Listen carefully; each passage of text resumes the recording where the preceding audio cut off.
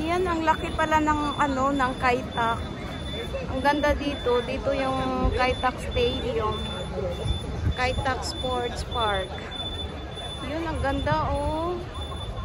Grabe, first time ko dito for 12 years in HK. Yan, yan yung hinahanap ko, yung Kai-Tak Dorset Hotel. Yun, yung Kai-Tak Stadium. Grabe, ang laki. At saka ang ganda dito, napaka-fresh. Yun oh. Ayan, tingnan nyo guys. Ang laki ng ano nila oh, sports park nila. Dito yung mga nagpo-football. Yan. Super ganda ng place.